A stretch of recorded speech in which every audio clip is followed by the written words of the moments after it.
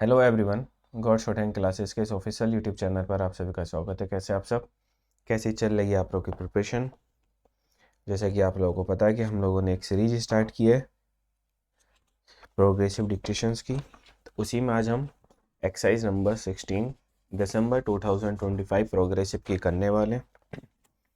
तो अगर किसी का कोई डाउट है तो आप लोग अपना डाउट पूछ सकते हैं, नहीं है तो बहुत अच्छी बात है, फिर आप लोग रेडी हो जाइएगा डिक्टेशन के लिए। डिक्टेशन करेंगे अपना फिर स्टार्ट एक्सरसाइज नंबर 16 का। तो रेडी हैं आप सब? चलिएगा, रेडी हैं तो पहला डिक्टेशन करेंगे हम 80 वर्ड्स पर मिनट, फिर करेंगे 100 वर्ड्स पर मिनट पर। तो 80 वर्ड्स पर मिनट का डिक्टेशन अपना करते हैं स्टार्ट। रेडी आप सब? Get ready for the dictation. Dictation will start after 5 seconds.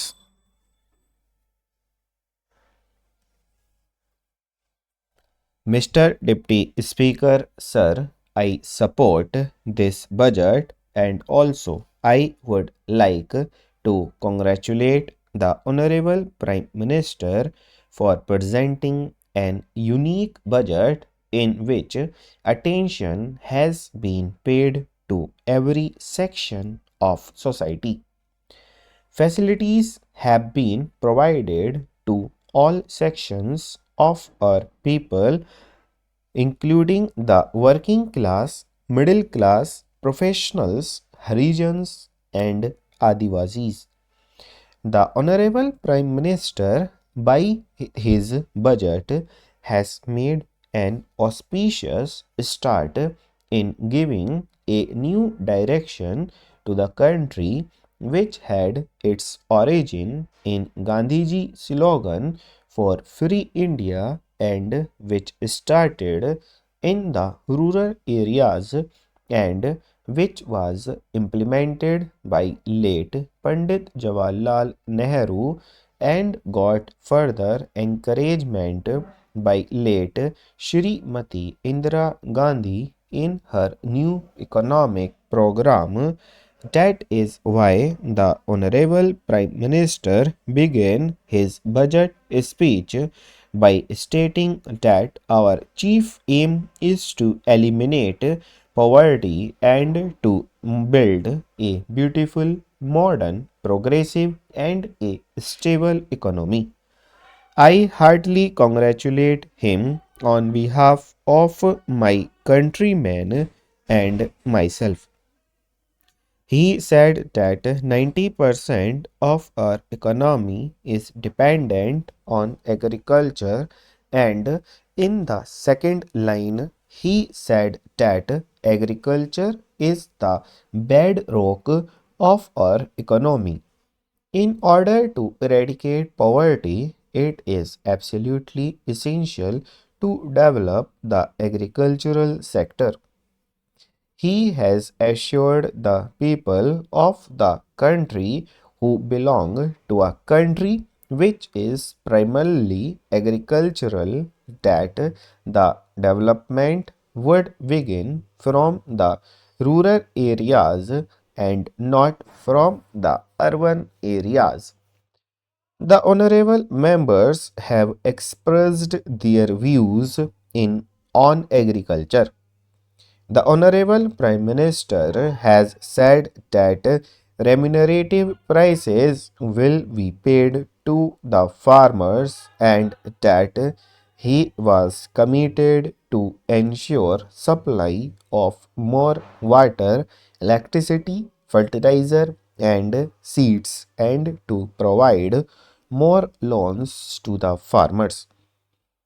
It is in itself an important achievement that the Honorable Prime Minister of the country has declared in the whole House that he is committed to the development of India and a beginning is being made in this direction.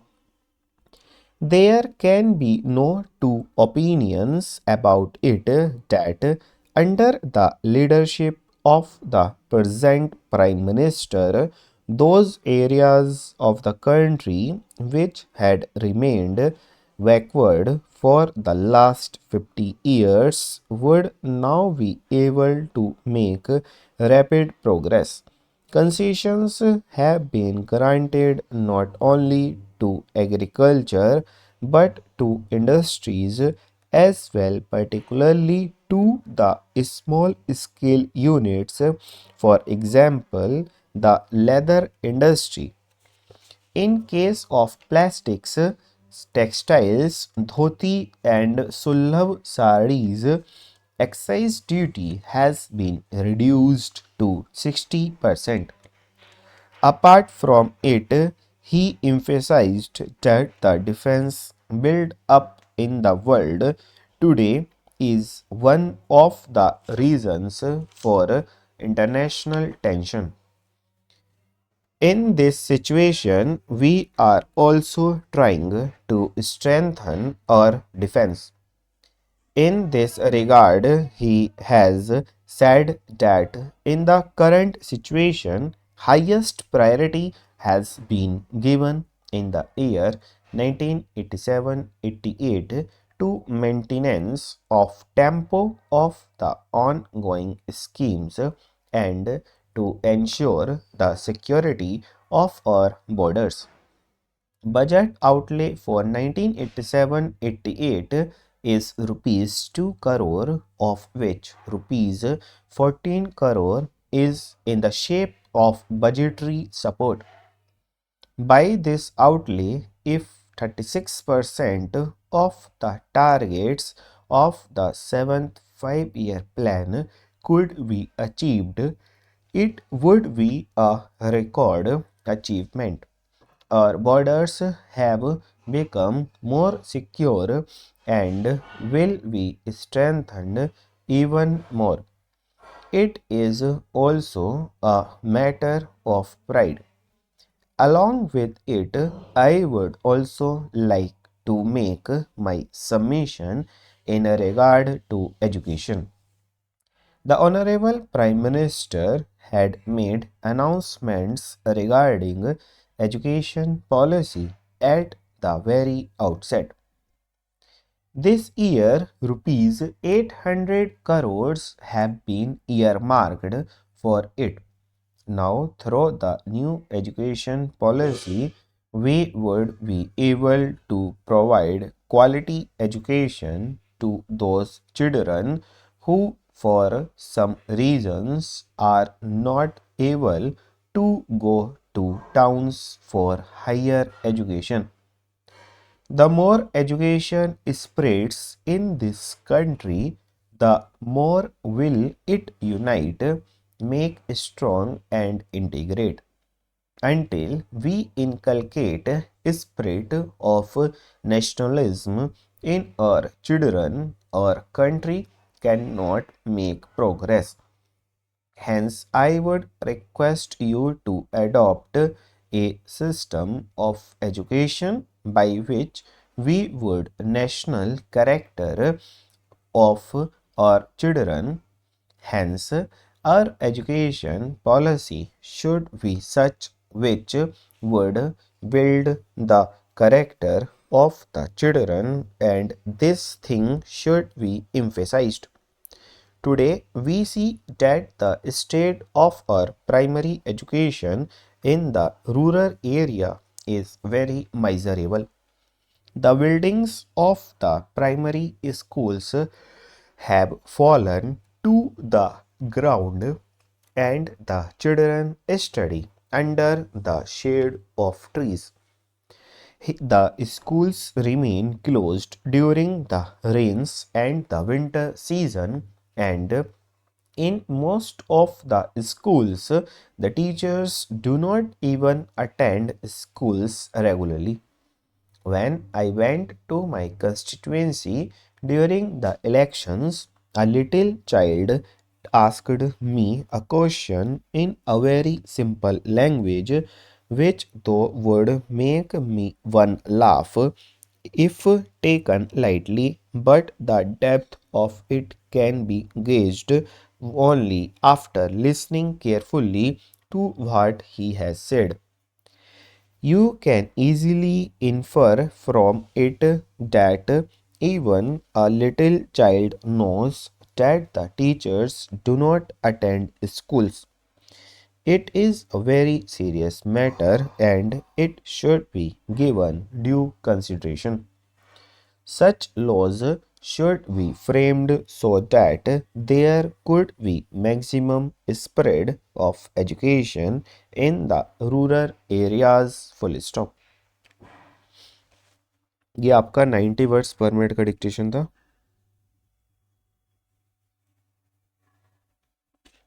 90 words पर minute. कैसा लिखा गया सभी का? अगर किसी का कोई डाउट तो पूछ लीजिए, वरना फिर से रेडी हो जाइए. सेम डिक्टेशन को, सेम पैसेज को लिखेंगे हम लोग 100 वर्ड्स पर मिनट पर. Get ready for the dictation. Dictation will start after 5 seconds.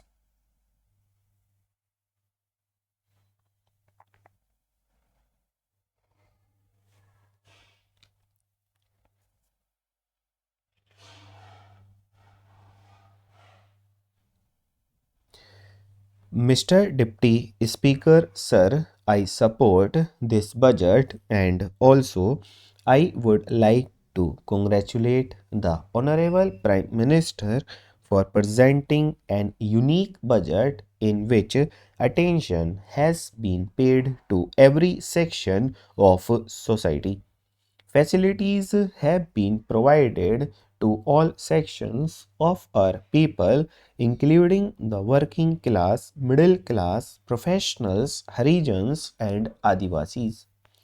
The Honorable Prime Minister, by his budget, has made an auspicious start in giving a new direction to the country, which had its origin in Gandhiji slogan for Free India and which started in the rural areas and which was implemented by late Pandit Jawaharlal Nehru and got further encouragement by late Shrimati Indira Gandhi in her new economic program.